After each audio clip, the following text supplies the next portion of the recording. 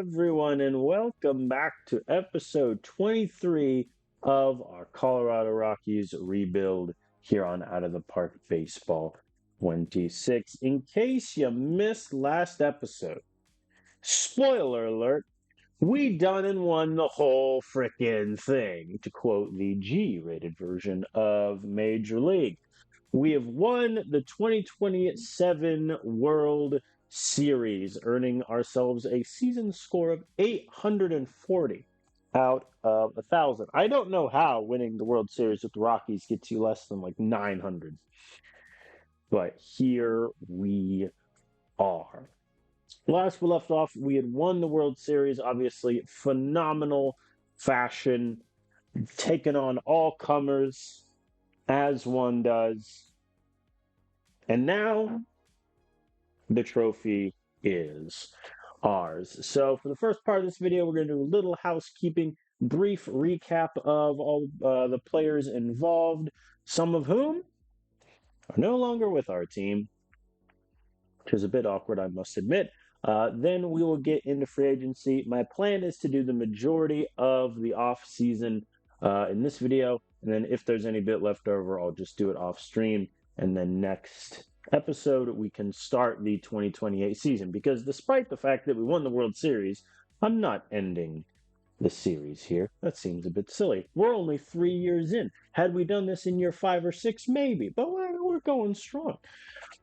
So without further ado, let us get into it really quick. In terms of WAR, everyone's favorite stat on the interwebs, Ezequiel Tovar was our best player in wins above replacement. He was worth 4 wins. Not too shabby.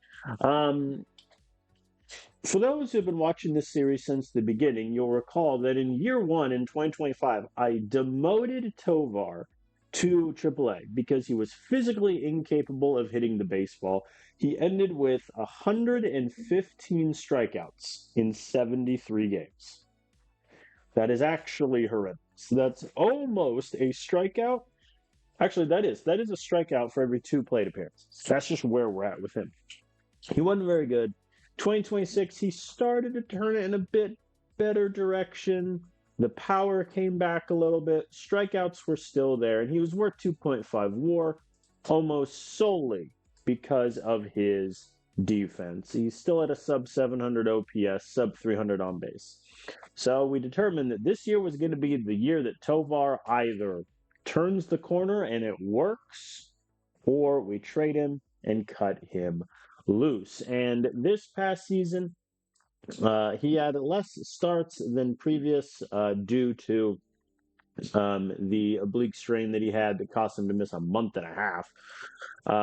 But he's still pretty good, all things considered. Had less, a little bit less hits, but in 30 less games, we'll take that and like it. Almost 30 home runs on the season. Ks were down also, which is really good. He finished finally with an on-base percentage above 300, a slugging of 550, good enough for an OPS of 858. And he kept his defensive prowess at shortstop with a zone rating of 10 and a range of 4.3. So, suffice to say, despite the fact, that his contract's going to get a bit expensive here in a couple years, I think Tovar has cemented himself as our shortstop. Second guy in terms of WAR is Hunter Goodman, who was snubbed, I say, of Catcher of the Year. I think it's because of his 142 starts, only 71 of them, in other words, exactly half, were a catcher, but I don't know. I can't explain such a thing. Nonetheless, he was an all-star. He did not appear in the all-star game because the AI is awful, and he earned himself a phenomenal year with 36 home runs, 101 RBIs, a leading slugging 553. Quite impressive. In the playoffs, he had an OPS of 1,000, multiple home runs, WAR 3.2. Great. In terms of our current lineup construction, he is going to be our catcher against righties and our DH against lefties. And then Drew Romo is going to catch against lefties so that I can maximize both men. Speaking of whom, in terms of third for us in WAR, Drew Romo, who was our backup catcher last year, this year became a backup catcher starting against lefty kind of hybrid. Unfortunately, he was probably pound for pound one of our worst players in the playoffs. He only had one hit the entire run. That wasn't so kind to him. I think his eye of a 35 is what really holds him back from being like a top tier catcher. Because all that means is he's not going to walk, and his avoid K being a 55 is just slightly bounced lower. But defensively, he's a really good catcher. He has a frame rate of 6.6, which we will take and like. You usually want about like a 3 or so. Good zone rating, good range, only made 4 errors the whole way. Really good. If it weren't for Hunter Goodman, he would obviously be an everyday catcher, but I have to play Goodman somewhere. We have a lot of outfielders who can DH, so really happy with our catcher situation. Charlie Condon, who did not receive not a single NL Rookie of the Year vote. Had himself a nice, healthy 2-WAR season, OPS above 800, Ks are a bit high, 146, kind of terrifying. However, he also hit 22 home runs and walked 47 times. So, behold our first baseman of the future until probably Armageddon comes and strikes us all down. I initially played him at third a bit when Bregman got injured. And that quickly was the worst idea ever. In 20 games, he had 3 errors, a range of 2, and a negative zone rating. So that didn't work. And then at first base, though, he was really good. Range of 8.3, 4 zone rating, 3 errors in 100 games played at first. So he's good at first base. No issue.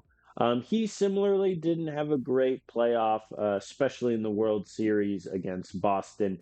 He only had 2 hits and 1 home run, so a little unfortunate, but overall, really happy with him at first. Jordan Walker, who we acquired in the trade deadline, and that was let me find him. There we go. That was in the Felix Bautista trade for Walker, De Silva, and John Gazdar. And overall, I think Walker did about as well as we could expect. Only had about a month and a half worth of games with us, but still had 7 home runs. Ks were down relative to where they were Cardinals, and he had a 900 OPS with us, which is phenomenal. He's our starting right fielder next year. I signed him to a 2-year contract extension, essentially to wipe out his arbitration, where he'll make $8 million the coming season and then $9 million after that. Cole Carrig, who again did not receive a single NL Rookie of the Year vote, probably because he just didn't play all that particularly much. Because Carrig unfortunately had his knee, he had his MCL ruptured, came back immediately at a knee contusion, and then in the playoffs suffered not 1 but 2 injuries and should win some sort of award. I'm really glad his injury proneness hasn't dropped to fragile. But he killed it in the playoffs. 1,100 OPS, almost a 500 on base percentage. He was great. Smallish sample size, this season due to all the injuries, but he still hit double-digit home runs. Strikeouts were a little high. 12 steals also flashed that speed. So he's our left fielder. Does make things a little awkward with Stephen Kwan, but I have a plan. Have no fear. Speaking of which, Stephen Kwan, who I signed to a 2-year contract extension where he will be paid $16 million next year, $14 million after that. a little bit on the pricier side, I think. But he still produced really well for us. A 1 point WAR season. The home runs, I don't think, are ever really going to come back to the double digits that they were with the Guardians. But nonetheless, he doesn't strike out a lot, only 80 strikeouts on the year. He had 26 steals. Defensively, he wasn't great. I'm going to be honest. Range of 1.7, -3 zone rating, and a negative arm. It's a bit worrisome, hence my Cole Carrig left field plan. But Quan was also really good in the playoffs. 872 OPS, 404 on base percentage. Came in clutch in our game 4 win against the Red Sox. And so I think he has a rule with us. The 16 million price tag looks a bit high, but have no fear. I have a plan. Alex Bregman, who obviously missed the majority of the season with his partially torn labrum. He also suffered from dehydration randomly in October. And I mean, listen, Bregman was our first big free agent signing to a 6-year contract. At the moment, eh. I mean, last year was good. This year, injury prone numbers are essentially identical in terms of the deeper numbers, but a little worried about his injuriness. He's getting paid 20 million for next couple seasons. Then we have a team opt out if we want it. Um, see what that looks like. And then a player opt out in age 37 season. There's a non-zero chance he just retires by then anyway. We don't have to worry about it. But I mean, Bregman's going to be our third baseman, and we can only hope that he can give me another year of good, consistent production. Howie Yuli, I think I will officially say the biggest surprise of last season. Because, his first year with us, he was coming off the bench a ton, was worth -1.2 WAR, which is impressively bad. This past season, though, he started almost 140 games, 123 hits, 22 homers, did strike out a little bit, but also 62 walks. We'll take that and like it. Defensively, it's not great. Not going to lie to anyone here. His range is about a 4 and a -9 zone rating at second. Third is not much better. So he's going to be our second baseman because I have too many outfielders for how you lead to DH. We may have to accept the fact that our worst defensive position is going to be second base, which, to be fair, if I were to pick one bad defensive position, would be second. But I'm really excited to see how Yuli develops. He's going to be 25 next year, still really young, and it looks like he could turn into a really, really great infielder for our organization. Yankiel Fernandez, it must be said, was hitting like the second coming of Barry Bonds through 10 games. He had 7 runs, 14 hits, 3 doubles, a triple, 2 homers, 9 RBIs, and 4 walks with a 1200 OPS. And then he suffered a ruptured Achilles tendon and missed the majority of the season. So obviously sucks. Because of that, the scouting accuracy with him is now average. I've requested a new scouting report. Right now, he is going to be our pencil in as a backup outfielder for us. I think one of the big what-if questions from last year is if we get a full season out of Yankiel, what does that look like? What does our outfield configuration look like, et cetera, et cetera.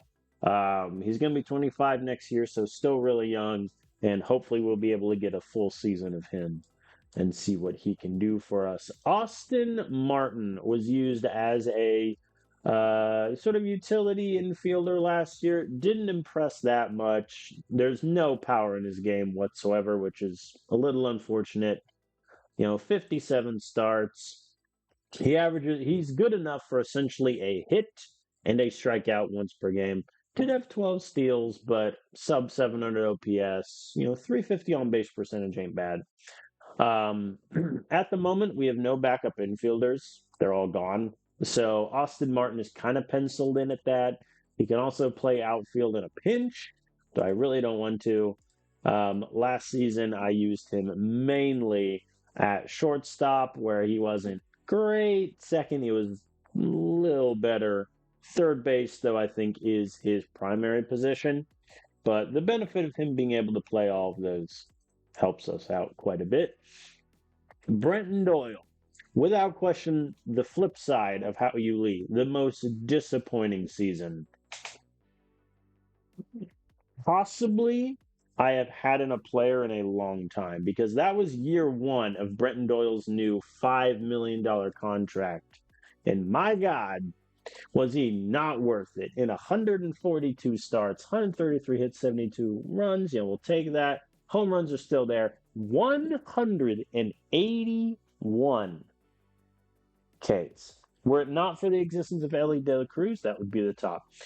36 steals is pretty good, but his on-base percentage of 261, 604 OPS, not good. If he wasn't as good of a defensive center fielder as he is, his WAR would be so far in the negative.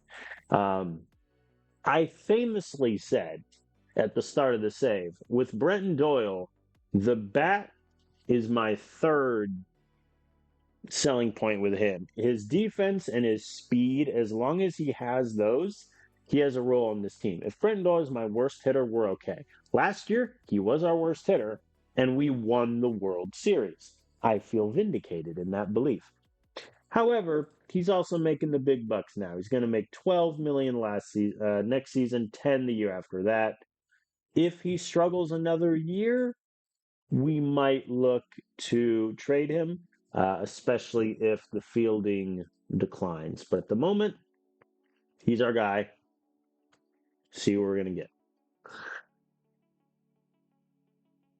And then Tiaro Estrada, who he's the only one where I wish, he would have been hitting better, so I didn't have to trade him. But, 2025, he was lights out, phenomenal, great. 2026, solid, dependable, 4 WAR. This year, one of our worst hitters without question. The injuries, again, didn't help. He strained his MCL, missed the start of the season.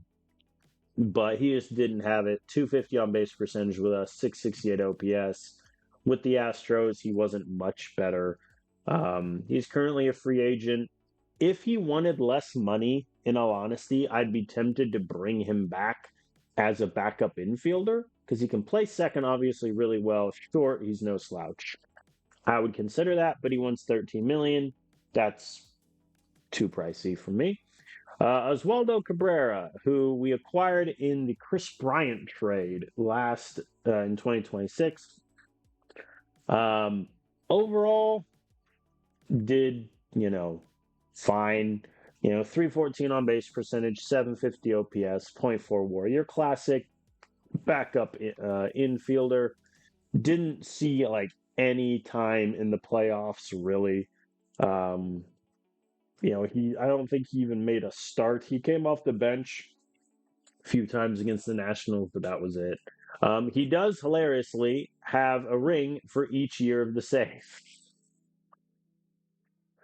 Because he was on the Yankees, then he was on the Red Sox after we traded for him and then cut him, and then the Rockies, obviously, with us. So congrats to Oswaldo for having 3 rings for his troubles.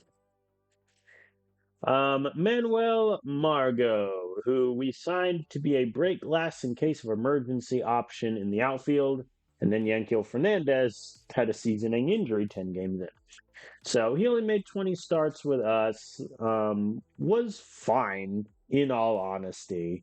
Had a couple home runs, on-base percentage of 323, OPS 727. He was fine. It just became clear that we need to give other guys at bats other than Manuel Margot. So we sent him to AAA. He demanded a trade. I traded him to the Giants, who similarly didn't play him that much. His bat fell off a cliff, and now he is a free agent once again. And then we have Joe Lampe, who I really, really want to work. I think the issue I'm going to run into is with our current outfield configuration, there's not really a spot for him. He had 26 starts with us last year. He also played in the draft league for a little bit and just clearly wasn't ready for the majors yet. I mean, he had just over 100 plate appearances, only 23 hits. The power is non existent. He also doesn't strike out all that much, which is really good, but he struggled to get on base. Clearly, he is a quad. He's what people call quad four players, where they're too good for AAA, but not quite the major league level. If we do have an injury in the outfield, Joe is going to be our first call up. He gets us that flexibility in the outfield. I can play him in the corners. I even played him in center for a handful of games, and he's got some speed. But just with our current outfield, not really a place for him. Richie Palacios played in 2 games, made 1 start for us. But my guy, he's got himself a ring. He spent most of the season in AAA. We had to call him up for a couple games with some injuries, and he has a ring.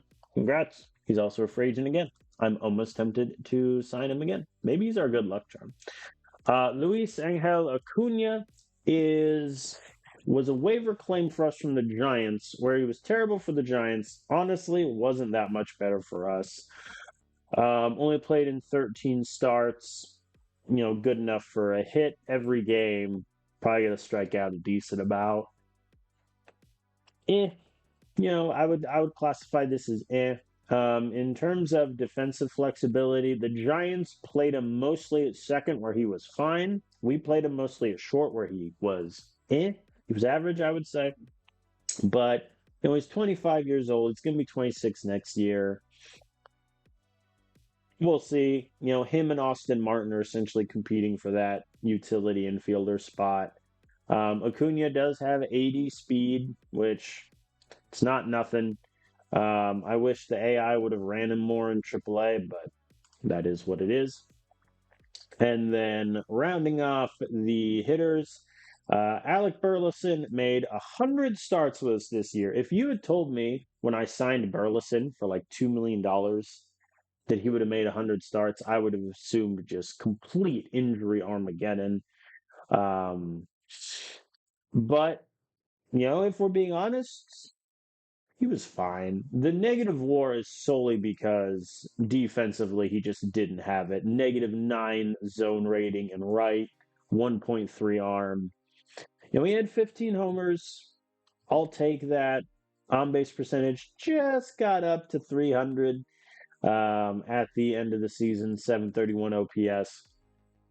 He got a World Series ring. He only appeared in 2 of the playoff games, only got 1 start, and he hit a homer in that start. So, kind of a non-factor in playoffs, but I mean, he did a job in the regular season. He held down right field. So good for him. And now I'm going to do Aaron Schunk. I'm going to skip him. Aaron Schunk is our quote unquote lefty killer that somehow lost the ability to hit lefties this past season. If we need a spot on the 40 man, Schunk is going to get waived and DFA'd. He's 30 years old, doesn't really have a path to playing time right now with us. The good news is because the AI played him at third so much in AAA, he's gotten some much better defensive ratings. So he could potentially come in and be a backup infielder if Austin Martin and Acuna don't work out. That is an option on the table. And now we get to a man no longer on the team, Michael Toglia, who in 2025 hit 34 home runs, was looking like he was going to be the power guy that would light up Coors Field night in, night out. 2026, 26 home runs still. Ks were down, which was really exciting. 1.8 WAR player, and this year it just didn't happen at all. Part of it is simply he can't hit lefties to save his natural life. He only had 9 hits against them the whole season. The power was, gonna be down. If he plays a full season, he maybe hits 30. Just didn't much have it. And so I decided to not offer him arbitration, and Taglia is gone. So he is eligible to sign where he pleases in free agency. Bit of a shame. I thought, Taglia could be a first baseman of the future for us. For a couple years, he did the job. Then it kind of fell off a bit. All right, pitchers I'll go through much quicker.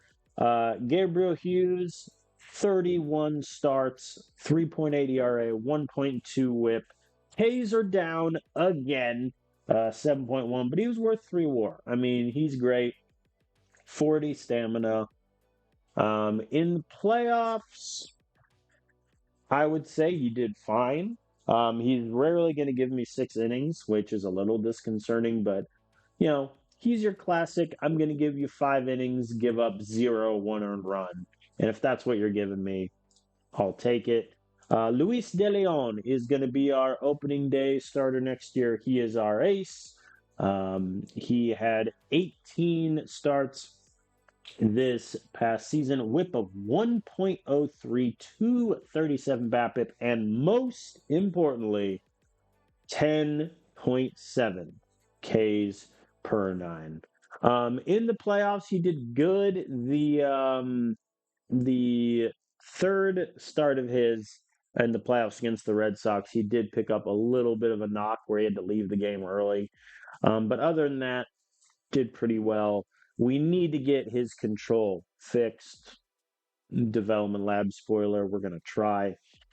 Chase Dollander, who already has injury proneness of fragile, as he, I guess, suffering a sore shoulder and sore back does that to you.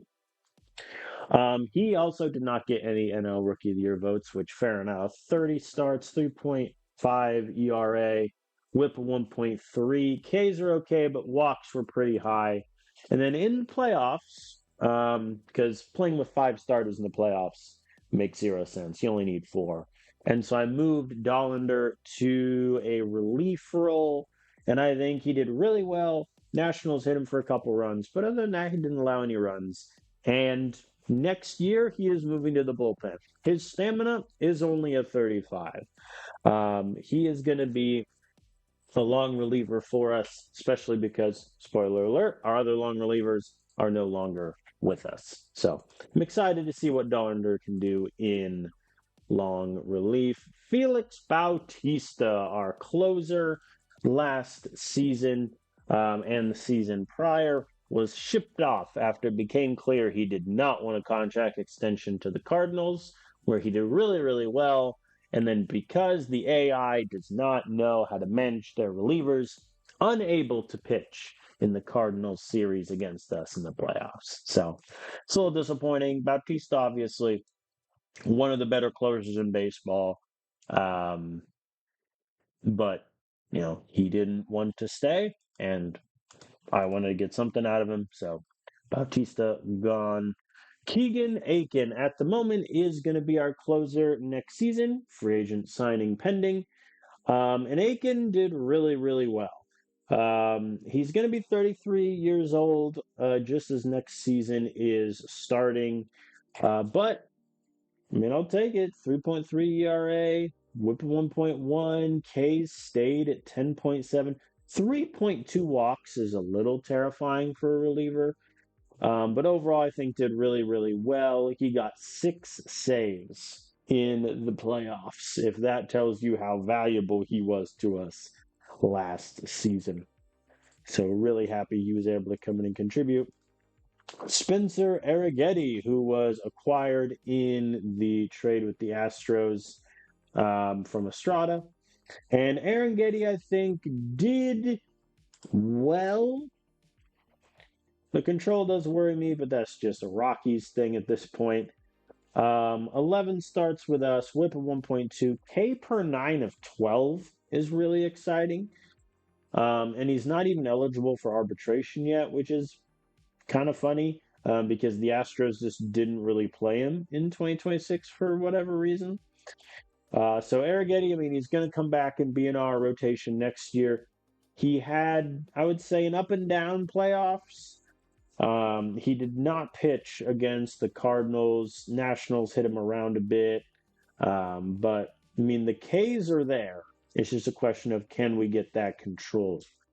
Anthony Molina, who in arbitration is making 5.2 million for reasons unknown to me. But he pitched 100 innings for us last year as a reliever. So I'll take that and like it. He's still allowing, a homer every time he comes out. That is what it is. Unfortunately, the Red Sox did destroy him for 4 hits and 4 earned runs. So his playoff numbers look awful, but he's still a really, really dependable reliever. He is essentially a long reliever for us. I need to make that adjustment really quick. So him and Dollander are going to be our guys. Year one, I tried him as a closer, didn't really work. I think long relief is his role. His secondary stuff just needs to be fixed. And he's going to be 26 years old next season, and he's already given me 3 years of production. That's insane. Mr. Zerpa, our two-time All-Star, best bullpen guy we have, bar none. I signed him to a 2-year extension last year, so he's on the final year of his contract, and he's doing great. 90 innings, 2.4 ERA, whip of 1, 245 BABIP. No notes. Our All-Star extraordinaire. Bobby Miller, I would say, had an up and down season for us. He had 32 starts, so exactly the same as last year, but 14 less innings. Hits allowed were down, but earned runs were up. Home runs allowed were up. Walks were way up. He allowed 14 more walks, 20 less Ks. So he had a worse season than last year for essentially every number you look at. He is making $6 million in arbitration. We need to get him turned around, and hopefully we see results sooner rather than later. But yeah, we need to. Bobby Miller, I think, is the biggest question mark, I would say, of our rotation coming into next season. Victor Vodnik, who last year did great, as he did the year before. And, Ks plummeted to the earth, 6.6 Ks per 9, but he's not allowing a lot of guys to get on base. He's still good for a couple saves and dynamite in the playoffs. Really happy with how he produced there.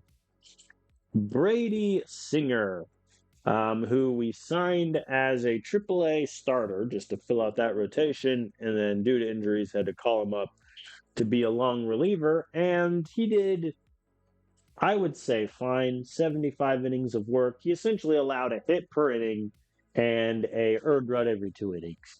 But 8 home runs allowed, 22 walks. I would say pretty solid production, but listen, he wants to be a starter. He wants almost $12 million in free agency. We're not going to be able to pay that, so we will salute him and wish him the best of luck going forward. Michael King, who was disappointment last season, 15 starts due to injury, whip of 1.4. Ks were still there. He almost had 10 Ks per 9, but he's going to allow a home run or 2 every game. He got pummeled in May into June, so his numbers are not going to look pretty at all. And he's coming off of a torn rotator cuff. So, he's going to miss probably about half of next season. Maybe we see him back in July, I would say. But, he's also 32. And he's also making, $10 million next year. So we'll see how that sort of plays out. Jose Fleury, who at the moment has done enough to earn a rotation spot next year. 12 starts for us, spent most of the time in the minors. Whip of 1.47, 1.2 home runs per nine, but 8.3 Ks. I called him back up in September, and he didn't do great. But also, I think this is a good year to see what we have in Jose Fleury because Michael King's injured. Gabriel Hughes' stamina has crashed. Bobby Miller, an inconsistent season. We need to figure out if Jose is someone we can count on going forward.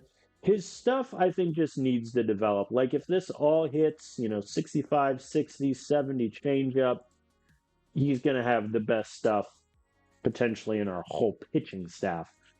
But, that needs to hit.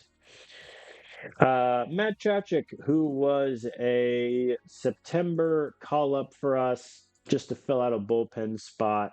We acquired him way early on. You scroll for about 10 years to find Mr. Chachik. There he is. Yeah, we acquired him in the Ryan McMahon deal that also got us Zerpa. So Chachik, you know, he's on the outside looking in of our bullpen. 10 inning. He essentially allows a hit, per inning, and it got clobbered by the Athletics, but could be something. It's just hard when you only have two pitches and neither of them are at 60 stuff. That gets a bit tricky. Will Klein, who after playing in the minors the entirety of 2026, had a couple injuries. 2027, we call him up, and he is fine. I would say only 15 innings of work, but 10 Ks per nine, 4.1 walks, a little terrifying. But BABIP was low. He's also competing with a bullpen spot, with guys like Angel Chivilli, Matt Chachik. So we'll see what he's got. I mean, listen, his stuff is there. His control is also at 35, but you know what? Stuff is there. Chris Bubich, who is my one big regret in terms of a contract. We paid him $7.5 million, and he was awful. 13 starts, only 55 innings in 13 starts. I don't think I need to tell you how bad that is. Whip a 1.7 for crying out loud, 357 BABIP. We traded him to the Padres, got rid of him, and he was horrendous for them also in a long relief role with -1 WAR. And then randomly they sent him down to AAA for like one outing. Very strange decision. All right, getting to the end of our pitchers, Seth Romero, who in 2025 was our best, or one of our best bullpen arms. 2026, he was pretty good. The WAR was ugly, but he was still doing really well. Got 91 innings, and this year, unfortunately, the wheels just kind of came off for him. 76 innings, 4.2 ERA. Whip was the highest it's been. He allowed the most home runs. Wasn't great. In the playoffs also, he did really well a couple outings and got shelled in the others. So that was not great. But, he gave us 2 seasons, really good production. This past season didn't work out, and I think better to cut him loose now, figure out what we have in some of the other guys. Angel Chivilli, who has spent the entirety of this save bouncing between AAA and the majors. I don't know really what to do with him, I'm going to be honest. Part of me is thinking if another season of bouncing around, is that really worth keeping him? He's got really good stuff, but just shakier this past season. I mean, whip of 1.9 is essentially unplayable. So we'll see how that ends up looking. Sean Burke was our long reliever to start the season and was terrible. 6.6 ERA, whip of 1.7, 2 home runs per 9, folks. 340 BABIP. Sent him down to AAA halfway through the season, and he got clobbered there also. So, Yeah, he was so bad. In fact, I offered him a minor league contract extension, and he said yes. And then finally, Seth Halverson, who had negative WAR for reasons that I don't quite understand. If you compare his numbers in 2026 2027, he had essentially the same amount of innings. Um, Bad news is home runs were up, as were walks. Good news is Ks were also up as well. So we got that turned around, 248 BAPIP, and in the playoffs, lights out. Did not allow a single earned run. Did really, really well for us. He's going to be our setup guy for another year going forward. And that is our team. That took a bit longer than I thought it would to sort of run through everyone. But that is where things stand as a team. Let me talk about our lineup right now. So our lineup is set. Like, assuming no injuries in spring training, this is going to be our lineup against righties. Doyle leading off, Walker hitting second, Bregman 3, Condon 4, Cole Carrick 5, Goodman 6, Hao Yuli 7, Stephen Kwan 8, he is going to be our DH, and Ezekiel Tovar in short, batting ninth. Those are our starters. The backups is where we need to figure stuff out. Drew Romo, obviously backup catcher. Yankee Fernandez, backup outfielder. Backup infield is wide open. Austin Martin could do the job. Acuna could do the job. Adele Amador has spent 2 seasons in AAA, barely played last year. He could also potentially do it. So that is something we need to figure out. Against lefties, nearly identical lineup. Only change is Stephen Kwan sits, Hunter Goodman moves to DH, and Drew Romo comes in to catch lefties. That is it. So, hitting wise, we're set. We don't need to spend anything in free agency. This is a World Series winning lineup that was injury prone last season. So next season, ideally, should be even better. Pitching staff is in a similar boat with a caveat for the bullpen. As I said before, Luis De Leon, he's going to be our opening day starter next year. If he starts pitching poorly, we're in big trouble. Gabriel Hughes, obviously, has been our most consistent, best pitcher these last couple seasons. I think one of the issues we ran into in 2026 was simply that Gabriel Hughes was in AAA for way too long. I think if I called him up sooner, he may have had better results early on last season. Bobby Miller, despite my concerns that his arm might be falling off a cliff, he is still going to be in our rotation, but I think next year he's making $6 million. We need to see some progress there. Spencer Arrighetti, he is going to be our fourth guy. Actually, he's probably going to be our third now that I compare him and Bobby really quick. But yeah, his stuff has officially hit its potential. Really happy with that.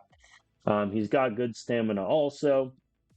Looking forward to a full season with him. And then Jose Fleury, who right now is penciled into the 5th spot. I think I could do a lot worse as a 5th starter. I think the concern with him, obviously, is 2 of his pitches haven't begun to potential out yet. His control is only a 45. That could be a bit shaky. But for a 5th starter, I could do a lot worse. Our bullpen is where this gets kind of wacky because I need to replace all of my long relievers. My closer is gone. What does that look like? I think the long relief is a kind of an easy fix. Molina just moves to long reliever because he has the 40 stamina to do it. He can go multiple innings, will be okay. Chase Dollander, moved him out of the starting rotation into long relief. Think that really works for him. Right now, my closer is Keegan Aiken. I have a free agent offer out to someone that would take that spot. But right now, he's our closer. And we only have a 6-man bullpen right now. So we have 3 open spots out here. Will Klein, Matt Chachik, Angel Chivilli. There are in-house options. Some free agent spots are open as well. That's where we're at. Now, development lab. So right now, mostly my development lab from my pitchers is focused on secondary pitch improvement for Dollander and Gabriel Hughes. And then Luis De Leon and Wellington Herrera is working on control. So Herrera is Will Klein. Like it is a 1-to-1. They are essentially the same pitcher. Herrera is just obviously 3.5 years younger. He's going to get some time in AAA next season and then probably be our first bullpen call up, if we are being honest with ourselves here. So he's working on his control. For hitters, Romeo Sanabria is going to be working on some stuff. This past season, he didn't play much in AAA. We need to get. He doesn't really have a position because his infield ratings are so bad. I have him attempting to learn a new position just to see if we can get his ratings up so that if he becomes a good player for us, he has a spot. Jordan Walker working on plate discipline. The reason is obvious. He was good for a little less than 1 strikeout per 9, never really walked. So him improving on that will be in a really good spot. Charlie Condon, similar discussion. He struck out 146 times net last season. We need to get that down. Ezekiel Tovar, plate discipline. He struck out 125 times. I'm trying to fix the strikeouts. We'll see how it goes. But that is the development lab. Let us now move to free agency. Because if you look at our offseason summary, according to the game, we've lost 1.2 WAR that we need to replace, the majority of which coming from Brady Singer and Oswaldo Cabrera. At the moment, I have made 7 free agent offers. Most of them are minor league deals. Tristan McKenzie spent the last year in independent ball, didn't even play in 2026, went unsigned, no injury, did well in independent ball, had 157 Ks. Let's see if he's still got anything. We'll give him a minor league contract, see what he's got. IKF. If, Austin Martin, Acuna, Amador, if they get the backup infielder job, I need to replace them in AAA. IKF can get me that. He, unfortunately, has not had a good save with the Pirates at all. His OPS has never gotten to 700. His on-base percentage is pretty low.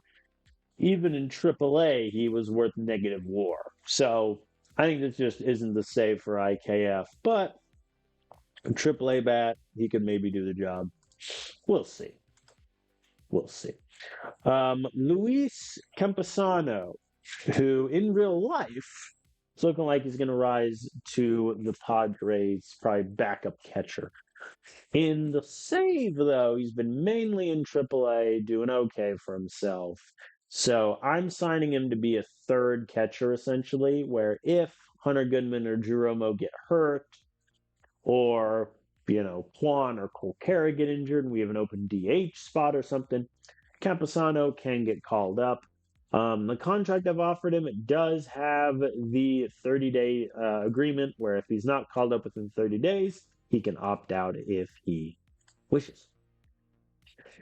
Similarly, catcher Aaron McKeithen, he is here to be a minor league arm. In independent ball, he did really well this past season, 900 OPS, 47 slugging. So I like him. He's not great defensively, but he's not going to strike out. He's going to hit for contact. He'll be okay in the minors for a year. And then Andy Perez, who was in our minor league system last year. I offered him a minor league contract extension, and before I could get an answer back, it hit arbitration and he entered free agency. So I've offered him the same deal. Um, he's an okay minor leaguer, not really going to hit for that much power, but he's not going to strike out, can play multiple defensive positions. He's only 23 years old, so I'd like to keep him around if I can. Major league deals. James Gonzalez was a pitcher that caught my attention out of the athletic system, where I think he is a worse version of Jose Fleury. Right now, he's essentially average in everything, but if he potentials out, like he could have a 70 changeup, 55 sinker with 60 control. That'll play. So he is signed technically to a major league deal. However, I would obviously throw him on the 40 man and then put him in AAA, where he hasn't had great success in Las Vegas, but I think he could sneakily potential out and be pretty good for us. And now let us address the elephant in the room. Joan Duran. Hello there. One of the best closers in baseball, who in this series was, I believe, traded to the Orioles. Yes, traded to the Orioles. They offered him a qualifying offer and he said no, which is a little terrifying. But look, he's a great closer. Like I said, Bautista is also a free agent, but Duran is 3 years younger. Much more, I would say, consistent than Bautista was over the past couple of years. And I've offered him a 3-year, $70 million deal, which for a closer, probably a bit much. However, as I said before, we don't have many needs. Like, we just don't. In our lineup, we need, Austin Martin, Acuna, or Amador to have a great spring training and be a backup infielder, right? We need to find some bullpen arms. Could do that in house. Could also sign a free agent reliever for $2 million. We don't need to spend that much money, so I would rather go all in on someone like Duran. Try to get him in the building. We have our closer set. Keegan Aiken can move to setup, and we'll be in business. If you're just wondering about the key free agents, there are only 6 players with an overall of 60 or above in free agency in terms of pitchers. In terms of batters, 0. Goose egg. I did briefly entertain the idea of going after Chaz Chisholm, who with the Yankees hasn't been good, must be said. But he could be not only a backup midfielder, but could also play potentially center field for us if Brenton Doyle craters. However, again, he wants $14 million. We're not going to pay that for a backup. It also says a lot where Estrada is like the 8th best batter available. So this is not the greatest free agent crop anyone's ever seen. Even amongst the 60 overall guys, like 39-year-old Jacob deGrom is up here. It's not the most impressive of lists. So those are my offers that I have made. I assume Duran will want more money. If he does, we might just bail and get a different reliever and hold some money back for potential extensions. So for now, we are going to play the advanced game. Oh, yeah, right. I forgot. Have to activate my injured guys. Already a personal message. Good sign. Oh, yeah. And I'm getting a new bench coach. As you do. As one does. All right, so we have a new scouting report on Herrera and a raid. Thank you, Smiley Face Jane.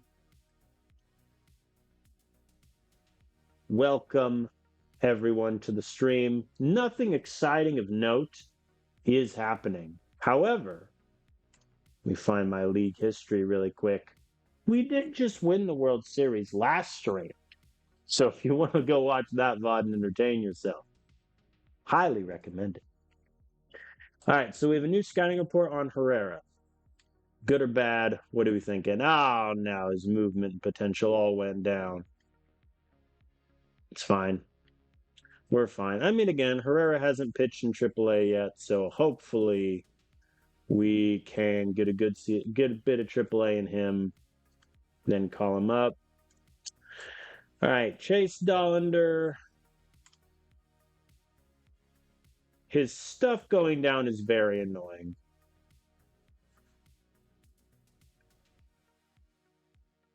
Jess isn't your favorite player on the stream? Yeah, he hasn't had a great save this season with the Yankees, but could be if we had more money.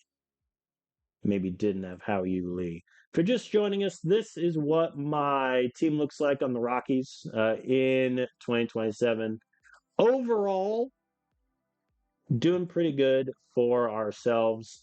Also, if anyone needs a sneaky Rule 5 pick, Howie Lee from the Tigers system with us. First year was rocky, but this past year, 22 home runs, 427 slugging. Very good for himself. No, I appreciate the raid, Smiley Face Jane. Thank you very much and have a good one. Other standouts so far, Charlie Condon, currently in the Rockies system. In our save, just hit 22 home runs with us, 75 RBIs. Again, didn't get a single Rookie of the Year vote. It's fine. I'm not mad at all. Luis De Leon, prior best pitcher in terms of just ratings. Not so much production because we just called him up last year, but nothing too crazy. Also, if you are one of the Raiders, feel free. Give the channel a follow. If you have a free Prime sub and you just want to spend Jeff Bezos' money, feel free to subscribe. All right. Romeo Santabria, please, please, please. Well, his overall went up, but his gap rating and power also went down, which is unfortunate. I think the fact that he just didn't play in AAA this past season really hurt him. He is also positionless, which is a bit. I need, genuinely, of all this development lab, Romeo, I need you to learn a new position. Even if it's catcher. It probably won't be catcher, but I need you to learn a new position. Ideally, if he could learn first base more, I think that would just kind of be ideal. All right, Brenton Doyle, how ugly. No change whatsoever for Doyle, which I don't know how that's possible considering he had the worst season in the history of the world. But hey, his defensive numbers didn't go down, which honestly I'm okay with. All right, Yanquiel Fernandez coming off of the almost season-long injury. Also, no changes with him, which is good. I'm so mad he got injured. If anyone is curious, Yanquiel Fernandez in 10 games last season had 14 hits, 7 runs, couple homers, a slugging of 735, an OPS of 1200, and then tragically ruptured his Achilles and missed the whole season. That was a sad day on stream. Many lamentations were had. I need Duran to get back to me in free agency.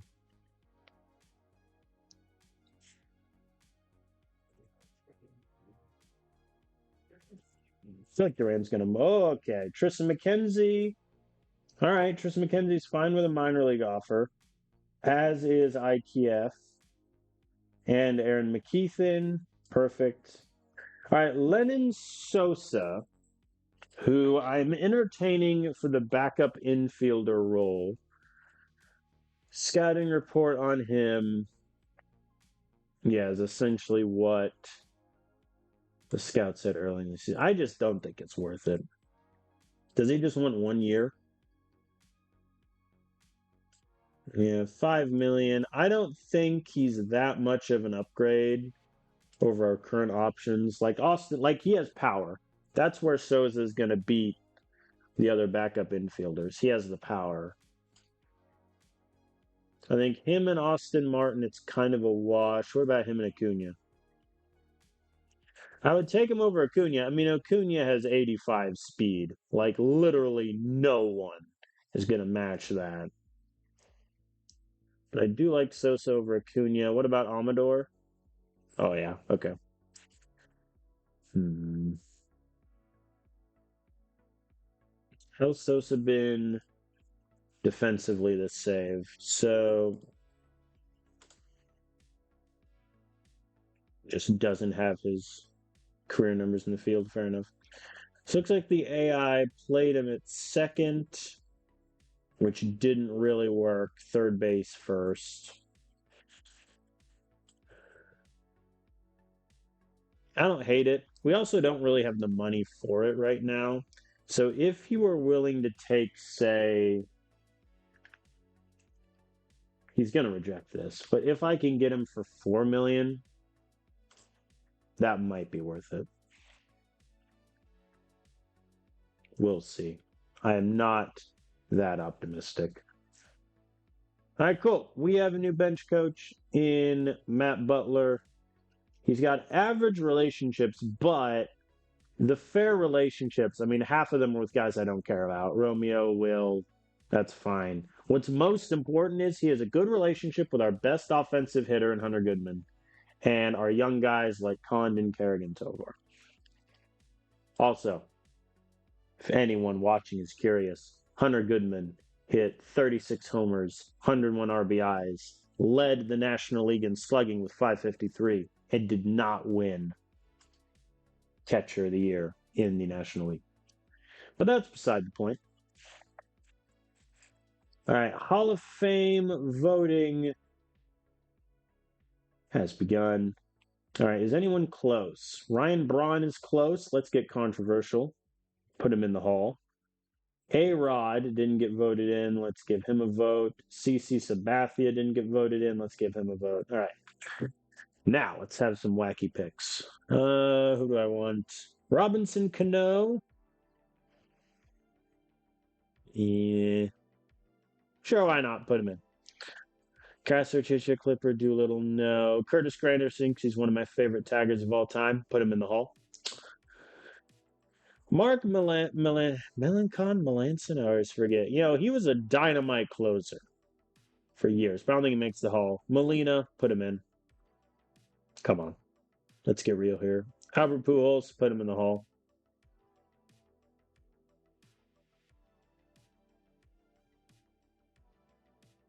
Steven Strasburg, solely because he was done so dirty by the Nationals at the end of his career, put him in the Hall. And now I need two other votes. Justin Upton, Tigers bias. And then give me David Price. David Price might get like 2% of the vote, but it's fine. Still nothing from Duran, which I think is a good sign. I think if Duran didn't like the offer, he would yell at me immediately.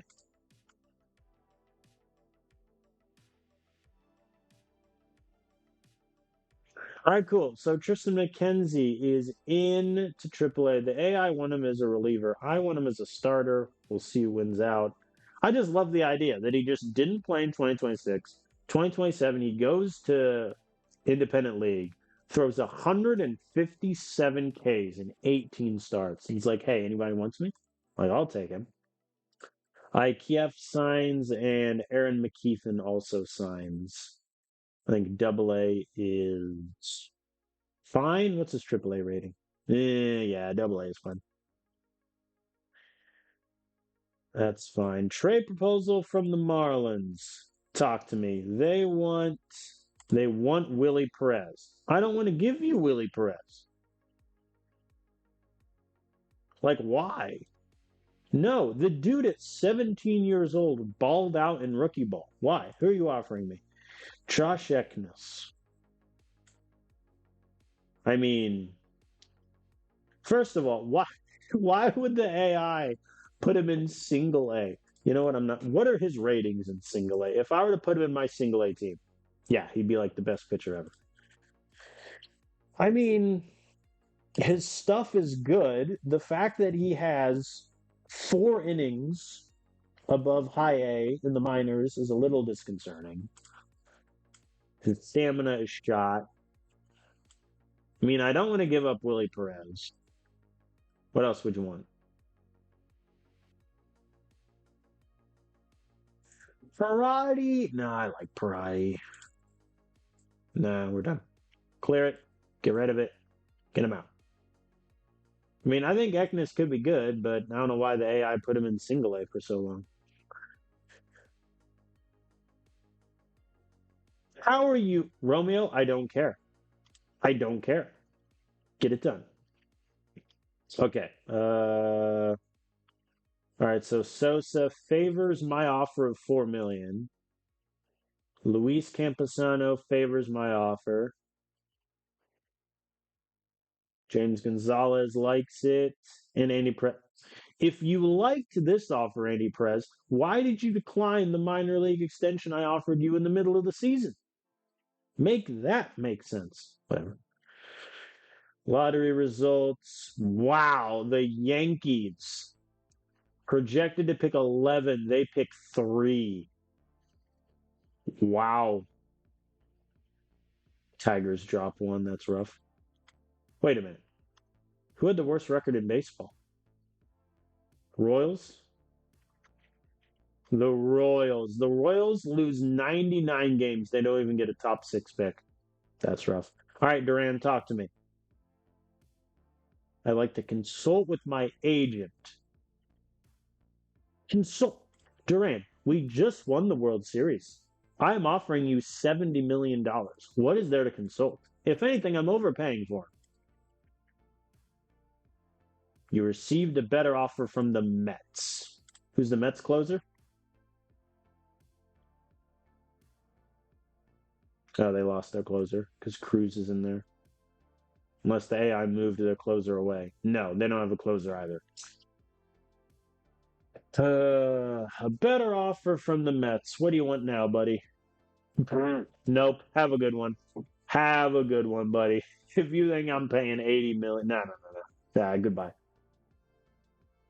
All right, Andy Perez signs. That's good. All right, we're not getting Duran, so I'm gonna go ahead and withdraw that offer. Like I'm not. He's gonna want 85 million by name. I'm not giving 85 million to Duran.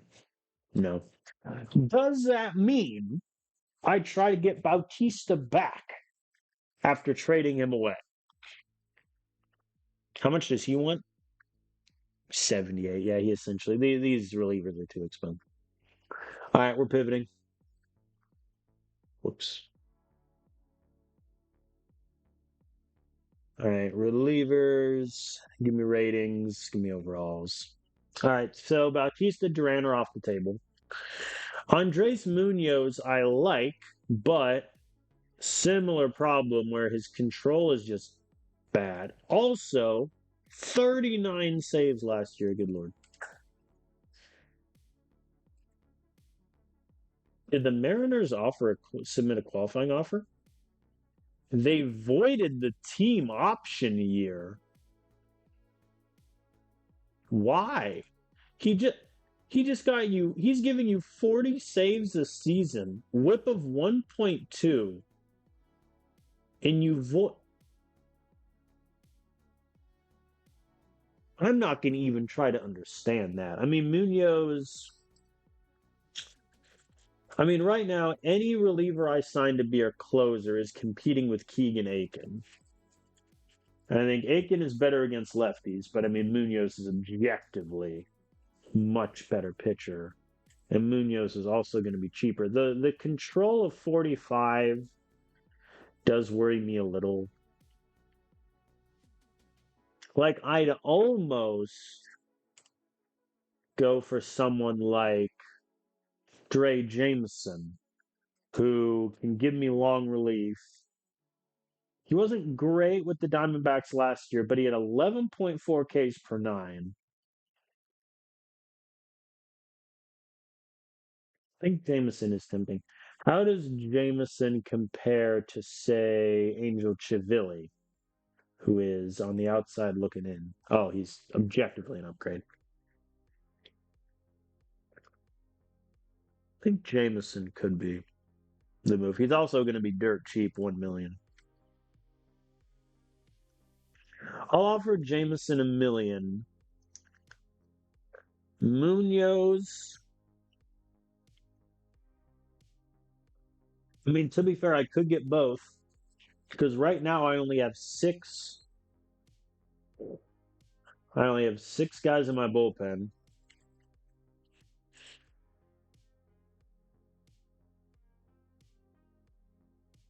What does Munoz want?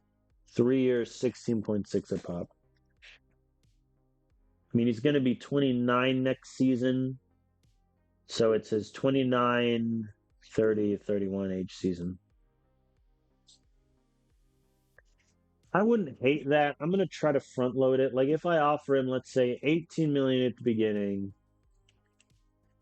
then I drop it to 16 and then team option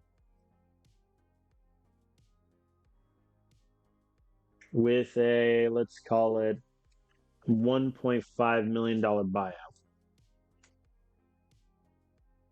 You want some more buyout? Really? I offer you 1.5 and you want 1.6? Fine. All right, we'll see what Munoz likes. If we do get both of them, that means I should probably trade. Is it time to trade Will Klein? Is anyone interested in Will Klein? This would just be for prospects. I wouldn't even want anyone. Not really. All right. Great negotiator. Trey, all I did was offer you what you want. All right. Munoz favors my offer.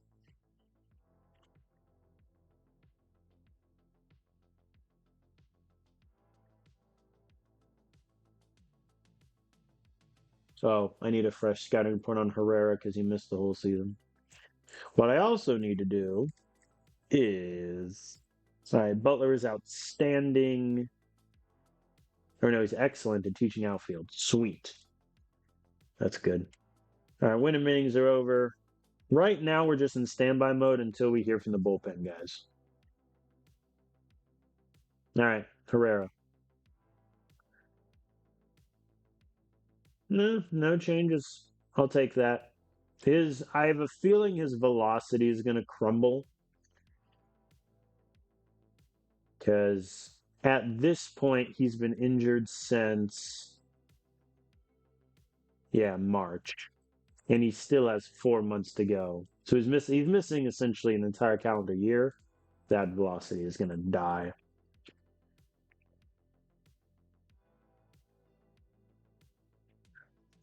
All right. We going to hear for anybody before the Rule 5 draft? Nope. All right, Rule 5 draft. So year one, we took Howie Lee. Last year, we didn't take anyone. All right, let's look in the pool. Is there anyone I need to protect? Albuquerque. Is it worth it to protect Jose Davila? I don't think so. Oh, I'm looking at relievers. Whoops. No wonder the list was so small. All right, there we go. There's the guys. Ryan Betancourt, I don't think anyone will take. Benny Montgomery, I'm gonna be honest. Like he spent 2 straight years in AAA.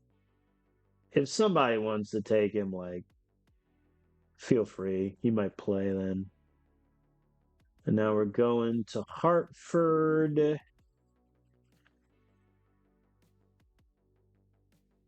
Nah, no one. I don't think anyone takes Brody. I can finally cop to AAA. This man just keeps getting injured. Had he not had that A nerve issue in his elbow. I called him up last year. I also feel like Brody's destined to be a reliever, but I don't think he's worth. How many open spots in the 40 man? Four. Two relievers coming in. That means I'm going to have one open 40 man spot. I could DFA Shunk. I'll put him on the 40 man just to be safe. I doubt he gets taken. All right, let's go to the Rule 5 draft. I doubt we take anyone. If we do take anyone, it would be like an infielder. But let's see if anybody goes. Seth Luga. Why? Kansas City, you had him in 20. To be clear, for the record, he did not pitch this past year. Like, he did not pitch. He tore his flexor tendon, did not pitch in 2027. Can the Royals take him? Why would they? You know what? I respect it for the storyline alone.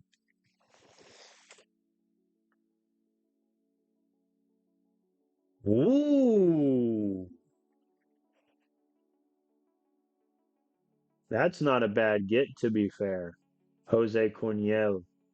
He's got a 70 curveball already stuff. That's a good one. That ain't bad. Wow. Every pick so far has been a player. Oh, we just lost Cole Henry.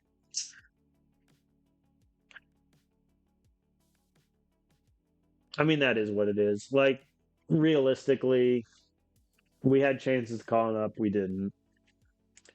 I'm happy for him. I think that means he'll pitch with the Blue Jays.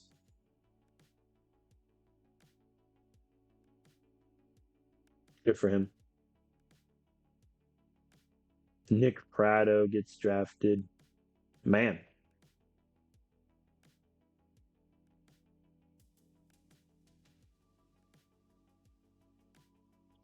Kim goes.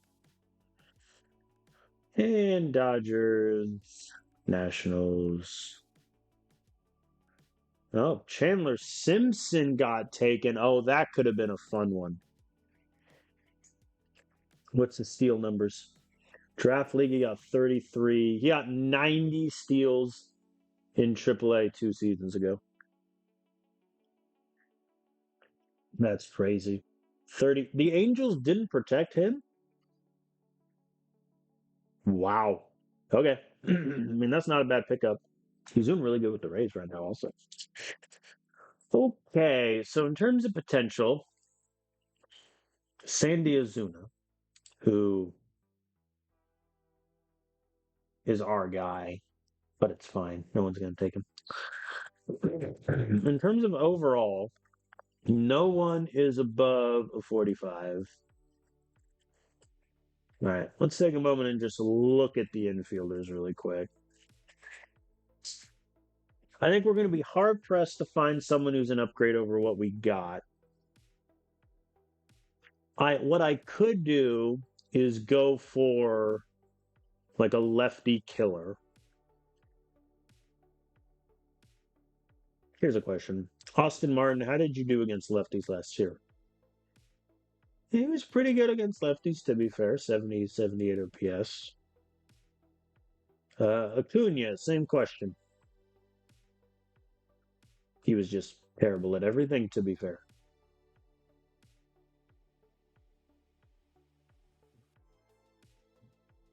I mean, Ty Southseam, if we're going for pure potential, get the 22-year-old, give him the at-bats and see what happens.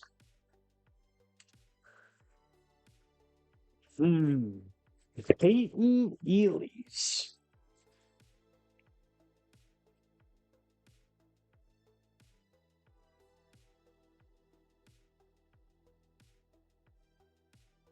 I don't hate it.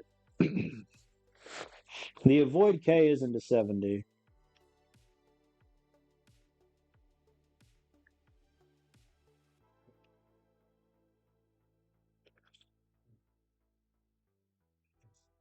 Power, I mean, he did it 10 homers last year, but that was in 120 games. He's not going to get near that with us. Hmm. How does he compare with Martin? I mean, Martin's just going to be. I think Martin is going to get a shot. I think Acuna and Amador are the two question marks. He's definitely better than Acuna, with exception of speed, because Acuna is going to beat everyone in speed. Amador, he's got. Let me really quick just to get him on my list. How does he compare with Sousa, who I'm about to pay $4 million for? I think Sousa's better against lefties. The eye of 40 isn't great. I mean, Peyton is also 28 years old, so it stands to reason he would be good. Yeah, I think getting Sosa still is the move.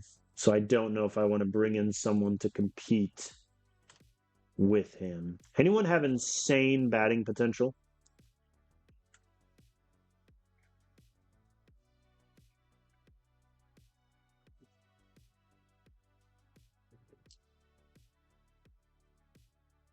I was still looking at free agents. Whoops.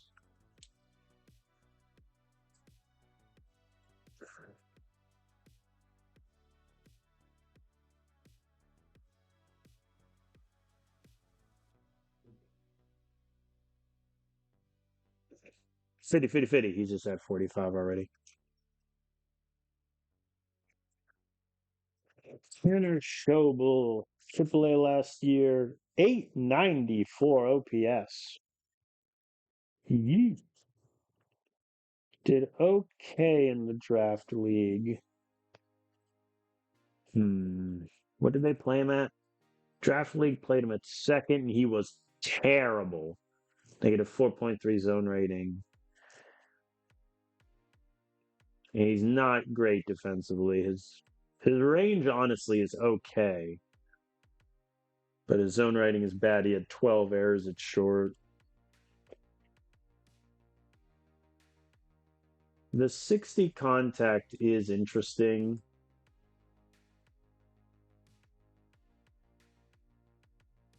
But no, I think at this point, we stick with the offers that we have. Is there a pitcher that has just insane potential that we can just full send? My guy. Well, listen, leave me alone.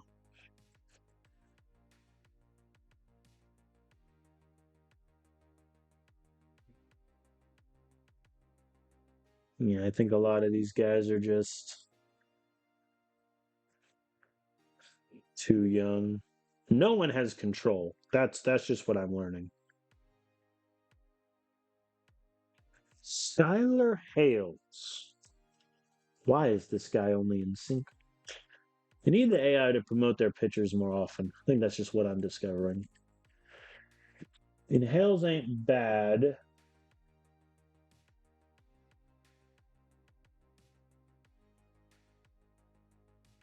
We are going after two bullpen arms already, so this gets a little awkward.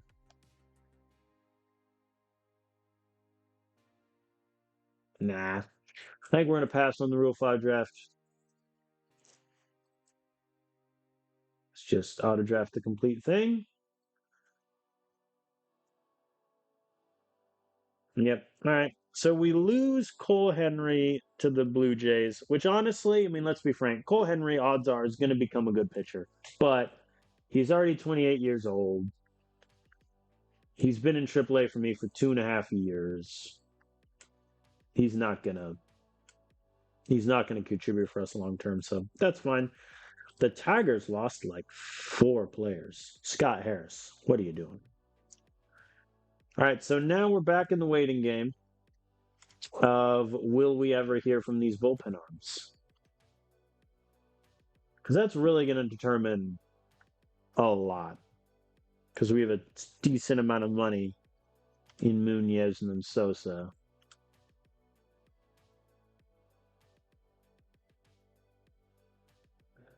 Gonzalez has signed. Sweet.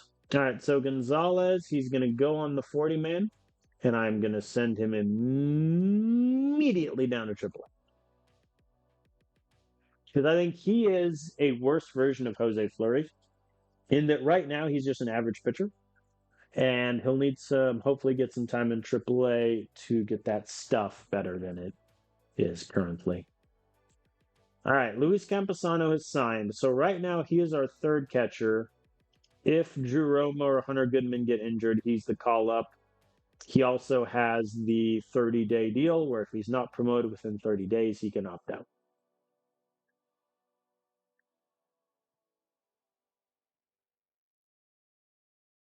Munoz, oh, come on. Like when he's seen at a Philly.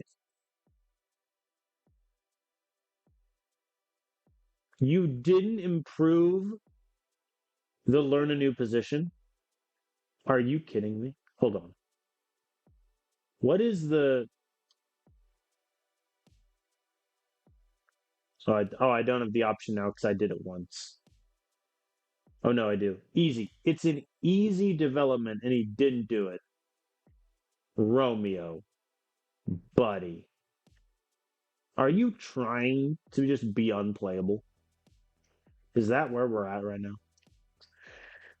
Well, I do have a vacant spot now. I can give somebody some speed.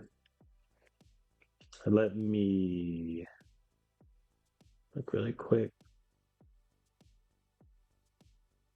I think who would benefit from a speed boost? Honestly,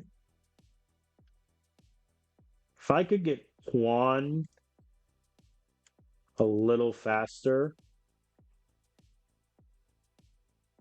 what's he need? Stealing ability is good. He needs base running fundamentals.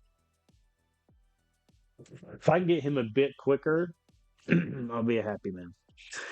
All right, so Munoz got a better offer from Philly. We offered him 3 years 50. How much does he want? 3 years 60. I mean, honestly, that's fine because he's okay with the team option. So if he's bad, that third year kind of becomes irrelevant. I'm going to up him a little bit. Try to front load this. Honestly, I'm going to increase the buyout to 2 million. That might be a little bit of an overpay on the buyout, but I think if the trade-off on that is keeping the team option low, year low, and we're in business. All right. Lennon Sosa has signed. So right now, he and Austin Martin are going to be our two backup infielders if we end up even using two. I think we'll get him in.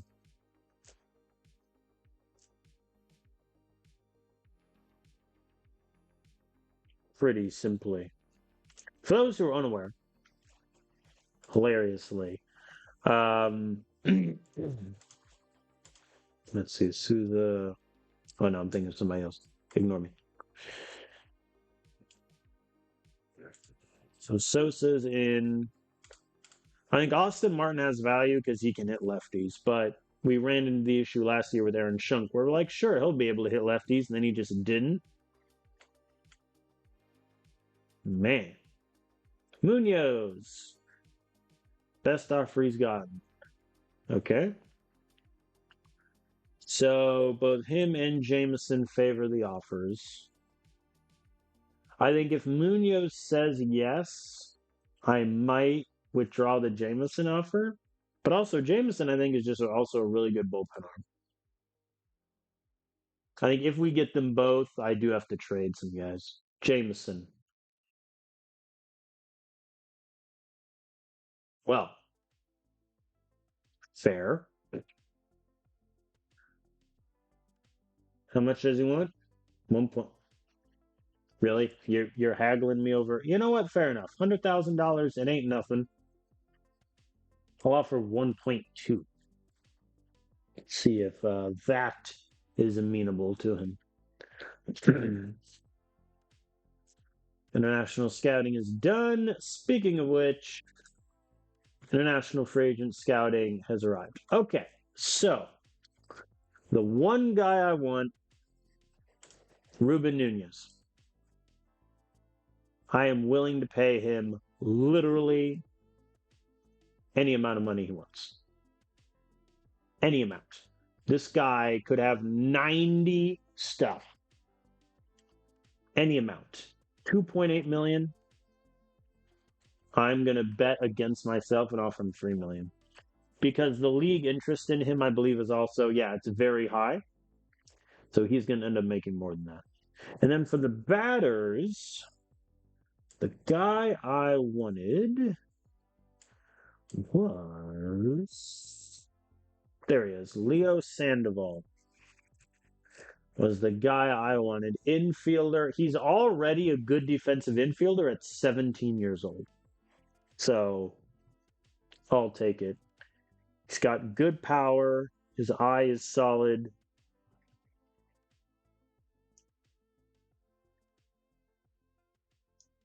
I think Willie Vargas was the other one, but I do like them both. I don't think I'll be able to get them both. How much does he want? 2.8? Yeah, we're short. Leo wants 3.2. Hmm. My expectations may need to be lowered.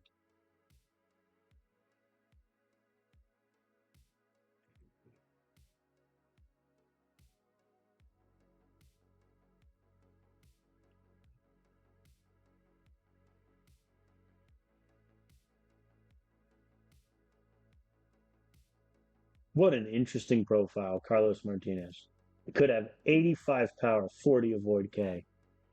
Just full send, home run, or strikeout. There will be no in between. Carlos Guzman. Horrendous defensively.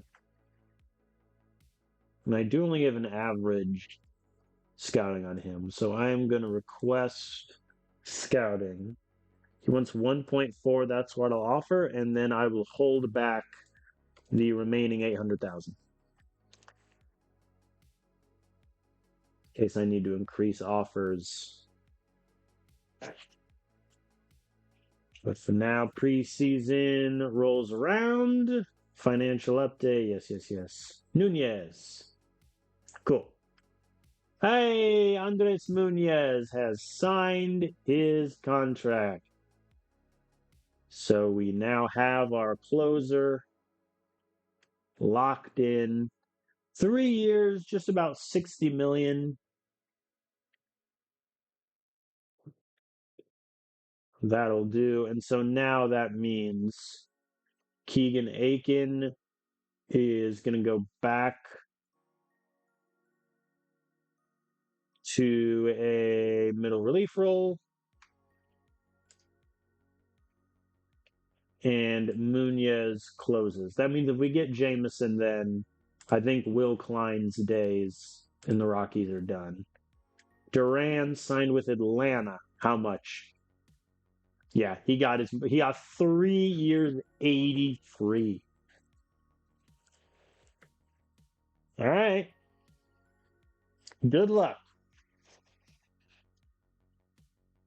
Fair enough. Jameson. All right, he still favors me. Quan is on track to get better base running. That's good. Sweet. Oh, the Athletics have officially relocated to Las Vegas. Happy for them.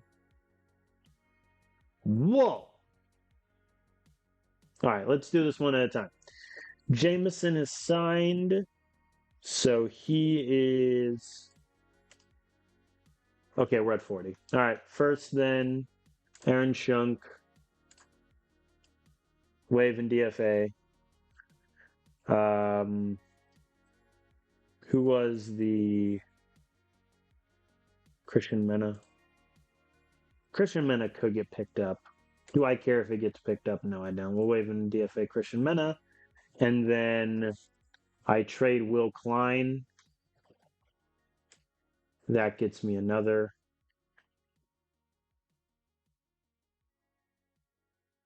Yeah.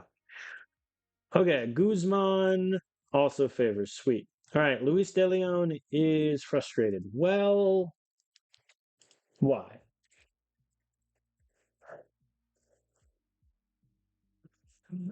I think I want to have De Leon push through because I need that control to improve. So I think honestly that's fine. Chase Donder is frustrated with his secondary stuff. Him, I'll cancel. Mm.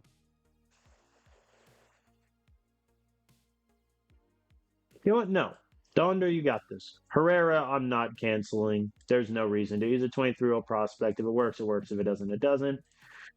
Jordan Walker, Condon, and Tovar are all on track for theirs. Gabriel uses one of these days. I mean, he needs to do it because that's he needs to. Like, I can't have him going out there with his average secondary stuff. That just needs to happen. All right, Guzman, new reports. I mean, yeah, I think it'll be fine. I think it'll be solid. All right, Hall of Fame voting results. Pujols, Cano, CC Sabathia, A-Rod, and Molina all making it in the Hall. Ryan Braun misses out again. David Price got 40%. Good for him. Good on him.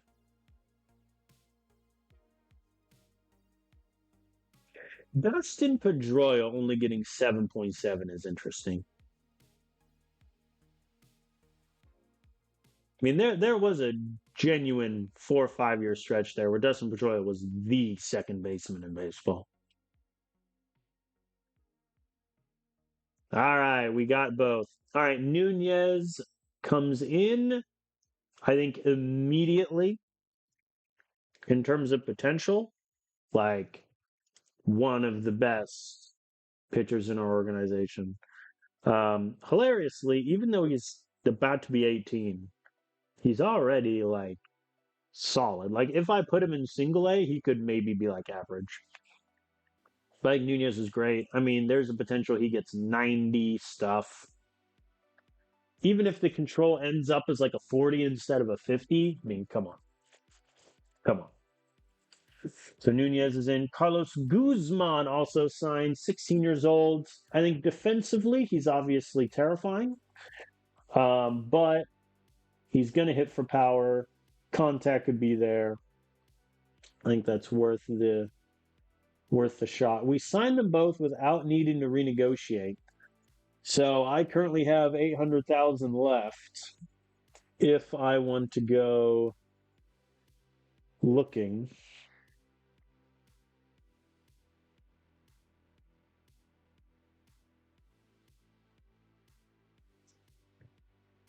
I mean, Andy Villanueva ain't bad either. His stuff can be pretty good. Control can be there. His potential only being a 45, I don't quite understand. Maybe that's because the game operates under the assumption that all of these aren't going to put out at 50, which very well could be. I'll send him an offer. So I have 400,000 left.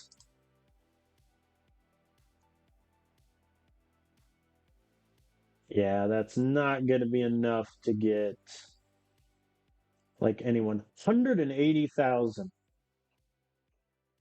I mean, that's worth 200,000. He's already a good defensive catcher at 16 years old. Like, sure, get in the building.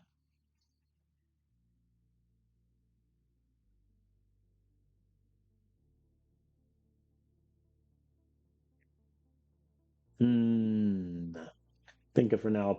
I'll keep the money in case either of those guys renegotiate. All right, favors the offer, as does Roberto. Good sign.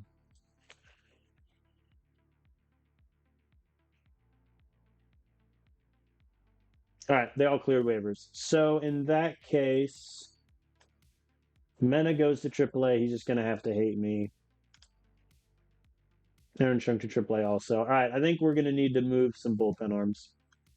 Will Klein, you up first, buddy. Last I checked, nobody wanted him. Offering prospects that holds true.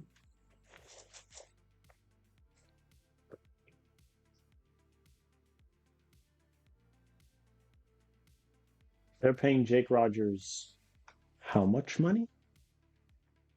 Pardon? Pardon? Keibert Ruiz, first baseman. What are the Nationals doing?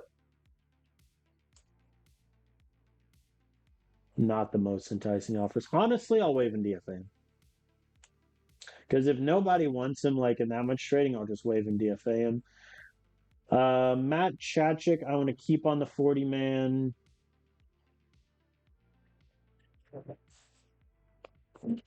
Does anyone want Chivilli?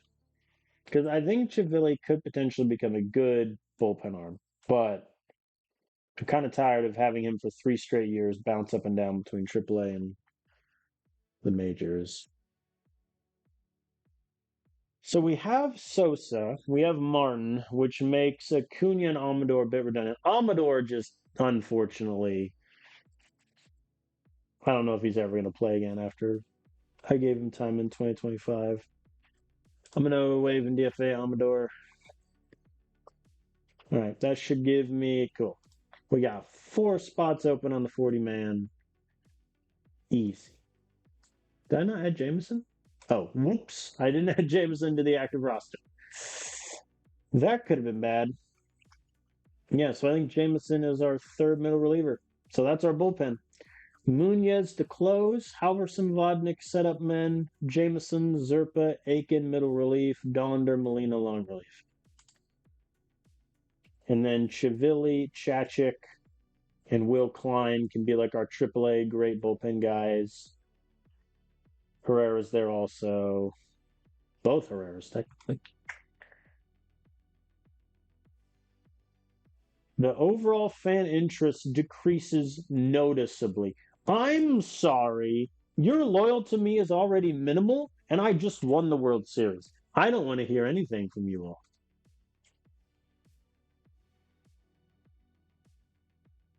$6 million. Brady Singer got. You're welcome, Brady. No one wanted you. I give you a minor league deal. And now you get $6 million in your next contract. You should be thanking me, sir. Sweet. Villanueva has signed. Has Roberto. Get in the building. And then I'll get a fresh scouting report on Roberto. And we're coming up on spring training, 2 weeks away.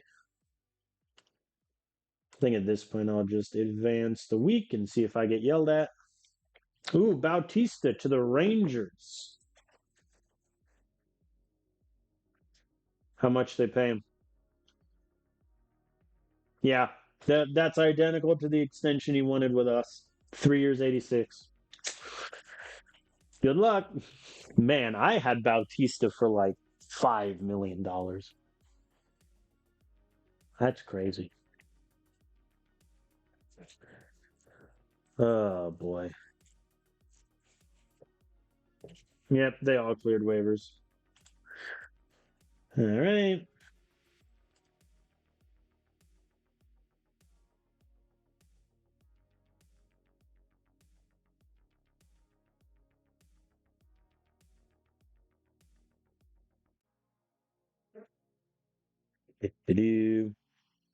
All right, February player development hit me. Austin Martin all red. However, how you leak. Contact rating goes up to a 65, power to a 55. He's now rated 60, 65 respectively. If anyone needs a sleeper, Rule 5, or trade pickup, look no further than How You Leak. Also, Will Klein. Gets an insane development after I send him down to AAA. Oh, that's funny. Hey, Stephen Kwan has gotten a boost to his base running. That said, his overall potential have dropped to a 45. Not great, but I only need him against righties, so it's fine. All right, Roberto.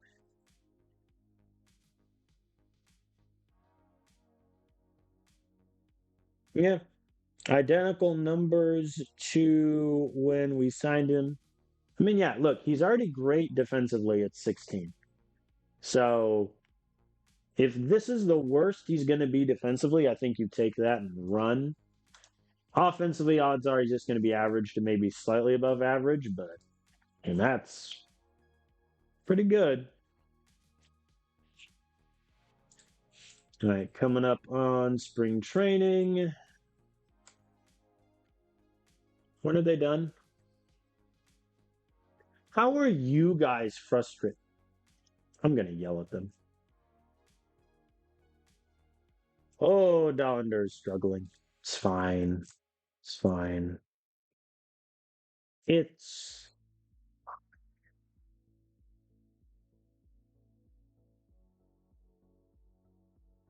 all right. Spring training begins. We're now at 37 strong on the roster. Let me throw these guys back on the IL.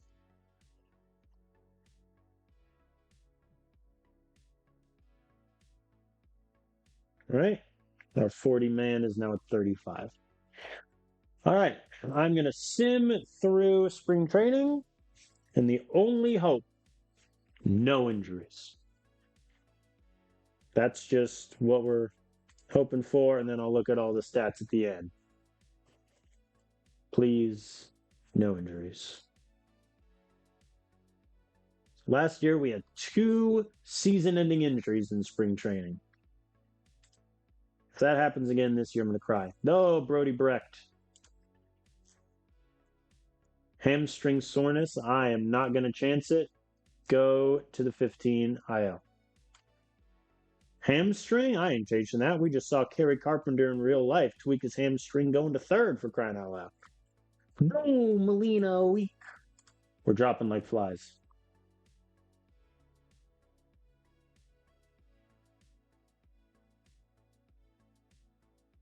Prevent leg injuries. Outstanding. I think not, sir. I think not. All right, so far so good. 3 weeks away from opening day. Only a couple minor injuries. 12-1. Have a day, lads.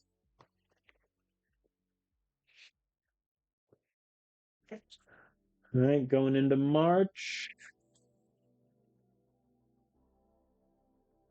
Well, I signed Jameson. His control drops by 5. His velocity loses 2 miles an hour. It's fine. That is kind of funny. Oh boy. All right, 2 weeks away from opening day. No one has gone down yet.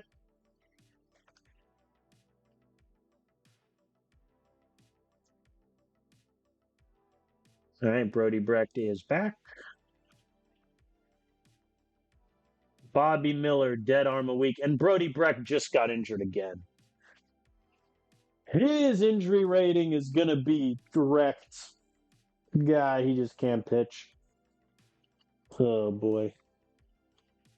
Oh, boy. All right, so Bobby Miller is dead arm a week. If I put him on the 15-day IL, he misses opening day. So,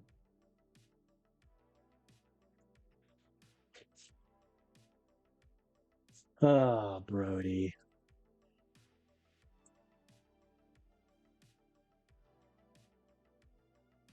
I think his days of being a starter are over. Not that that matters in the grand design, but I think that's just objectively true at this point. Well, if it's 5 months, he's going to be back in October. Not October, what am I saying? August.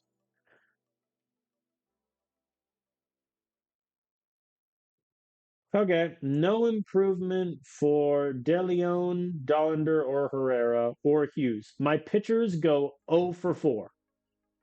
However, my hitters, Ezekiel Tovar, plate discipline success, Charlie Condon success, Jordan Walker, outstanding.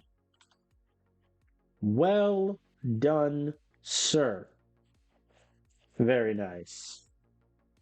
All right, so his eye goes up by 5.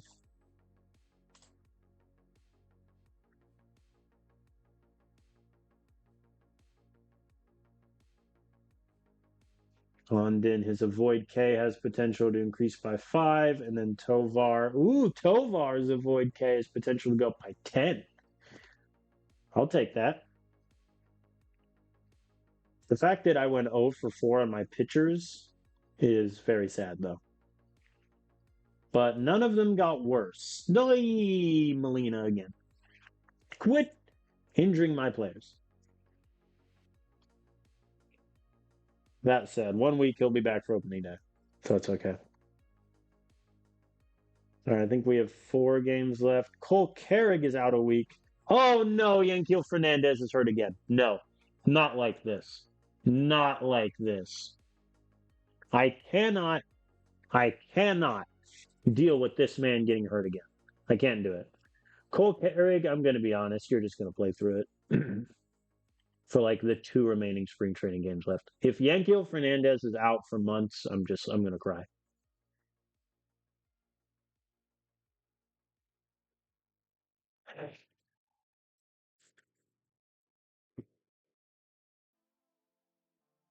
4 months fractured elbow. Outstanding at preventing arm injuries, the trainer said. Come on, man. Molina suffers a setback.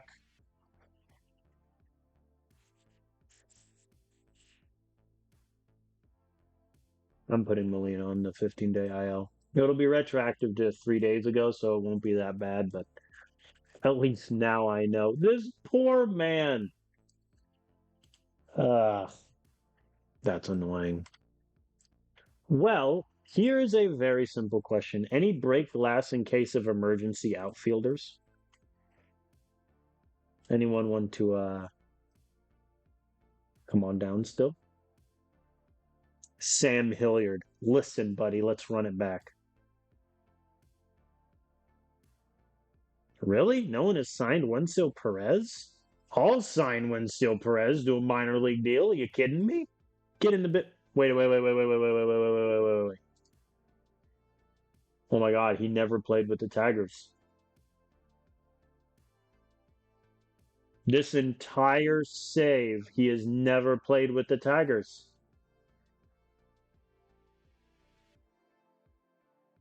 That's actually insane. I mean, dude, I'll sign you to a minor league deal. I could do so much worse.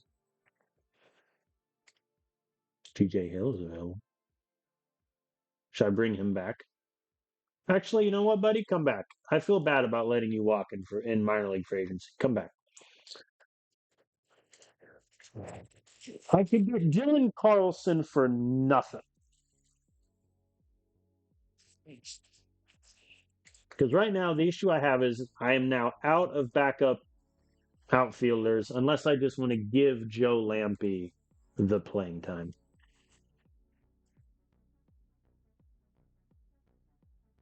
I think I kind of just want to give Joe Lampy the playing time. Like at this point, he's 27.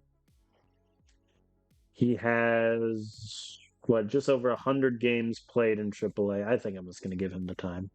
That said, how many AAA outfielders do I have? 3.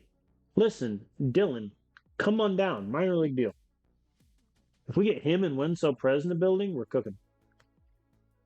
Do I sign 36-year-old Christian Walker? Probably not. All right. Boom. Done. Cool. All right. Perez, GJ Hill, Dylan Carlson. Outfield set. GJ Hill is going to go to AA, but, Okay, so in terms of spring training injuries, I'm going to be honest, bad. Like, Molina got injured twice. Brody Brecht is out for 4 months. Yankiel Fernandez is out for 4 months also. Outstanding at preventing arm injuries. Sure, buddy. Cool. All right, Dylan Carlson, Wenzel Perez. If you think Wenzel Perez is going to AA game, you have another thing coming. GJ Hill, though, him I am definitely going to demote and just keep it in AA. Cool. All right. Well, that's that fixed. Dylan Carlson in AAA. Love it. Okay, let me sim to opening day. All the stats will reset. Looks like Jose Fleury got shelled in spring training, but that is what it is. Season expectation. Wait, what? It changed? Oh my God, he wants to win the. Oh, in 2 years. Okay, it says 2029. For a second, I thought his goal was to have back-to-back World Series rings. You out of your mind? Respectfully, sir. What is our first game? April 1. Okay. Who's playing today? Pirates and the Diamondbacks are playing in the, I assume, Japan series. Could be Korea.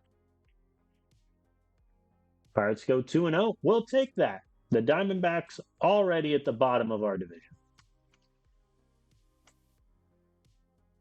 All right. Sweet. Molina is ready to come back. Okay, let's figure out this roster really quick. So we have how many? 32. So I need to get down to 25 because Molina needs to come back. So that means 7 guys need to go down. Romeo, I'm going to be honest. I don't know really what place he has just in our organization writ large.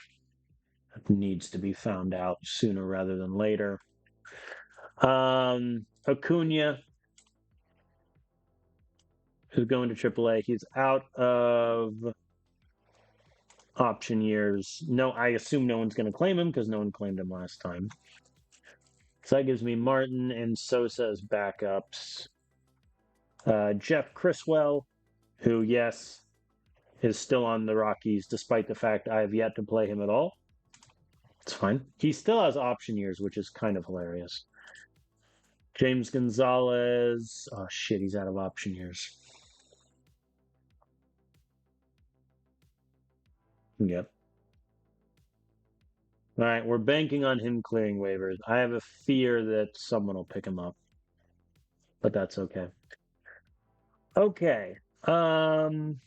Matt Chachik, AAA, though it looks like he had a very good spring training. No earned runs, lots of Ks.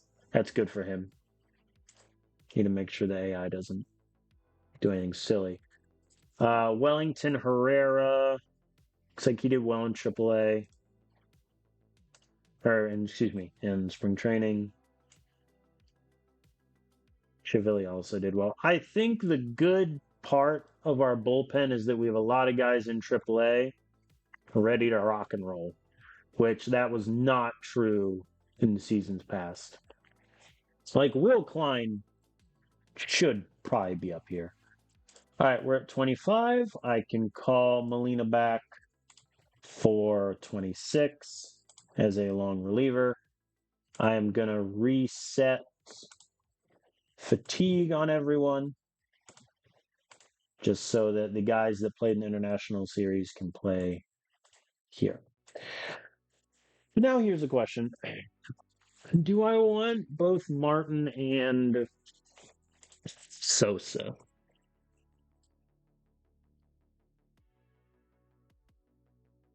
Or do I want a different backup? I think they kind of do the same thing. Martin, I would say, is quicker, but I mean, really, Sosa has given me much more power, better avoid Ks. I don't know a lot of opportunity where they're not going to take up spots. I'd say Martin is the better defender at first, at second, at short. Sosa has him beat at third. They both can also play outfield in case of dire emergency. I think I'm going to start with both of them there and see what happens. So Austin Martin is going to be a backup second baseman and backup at short. Sosa, even though he's a little bit worse, he's going to be backup at first and backup at third. Joe Lamp is going to be a backup right fielder and center fielder. DH is going to be Romo, or backup DH, backup pinch hitter Romo and Sosa. Pinch runner is, I assume, Austin Martin. Oh, Joe Lampy. I forgot he had speed for days. All right, lefty. We now have, good news is we have a team that has really good contact against lefties. Power, though, it's a much greater concern. But I don't think, on the back end, there's anyone that I'd really want to flip. And I like our substitution picture a lot better against lefties because I have Quan and Lampy both able to come off the bench.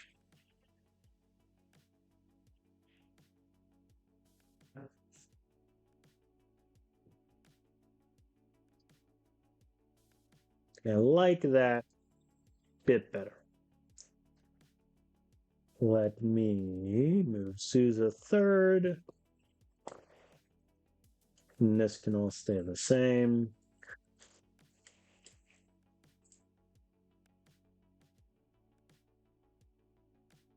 I think Sosa is going to be our big lefty prayer. We're essentially going to have to hope that works. So I think that's our lineups. Odds are one of Martin or Sosa will get sent down sooner rather than later, just for playing time's sake. I think honestly, I don't know if I want that much rotation in my guys. I think Romo is going to take DH every third game against righties and against lefties.